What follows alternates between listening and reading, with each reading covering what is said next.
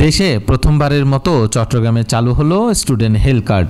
Chittagong city কর্পোরেশনের পরিচালিত 5টি বিদ্যালয়ের শিক্ষার্থীদের জন্য এই কার্যক্রম চালু করা হয়েছে।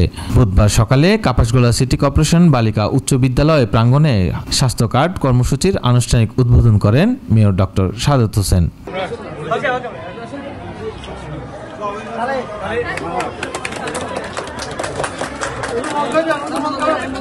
চট্টগ্রাম সিটি কর্পোরেশনের মেয়র বলেন, শিশুদের স্বাস্থ্য রক্ষা ও অভিভাবকদের দায়িত্ব নয়, বরং প্রতিষ্ঠান ও নগর প্রশাসনের দায়বদ্ধতা রয়েছে। এই হেলথ কার্ডের মাধ্যমে শিশুদের স্বাস্থ্য পরীক্ষার ইতিহাস সংরক্ষণ, আগাম রোগ শনাক্তকরণ এবং টিকাদানের সময়সূচি মেনে চলা সহজ হবে।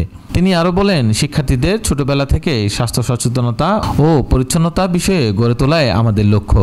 হেলথ কার্ডে থাকছে শিক্ষার্থীদের নাম, বয়স, বিদ্যালয়ের নাম, শ্রেণী, অভিভাবকের তথ্য, 5 থেকে 17 বছর বয়স পর্যন্ত 14 বার স্বাস্থ্য পরীক্ষার রেকর্ড, ওজন, উচ্চতা, দাঁত, চোখ, ত্বক, রক্তচাপ, হিমোগ্লোবিনের তথ্য, আলাদা টিকাদান section, BCG, polio, hepatitis B, typhoid সহ প্রয়োজনীয় টিকার রেকর্ড।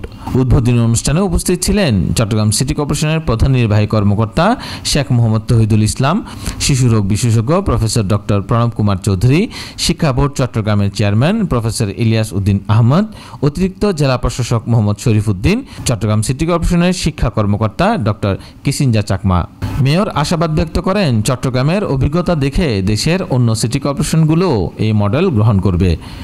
আমরা চাই শিশুরা শুধু শিক্ষিত নয়, সচেতন, স্বাস্থ্যবান ও পরিচ্ছন্ন নাগরিক হিসেবে গড়ে উঠুক।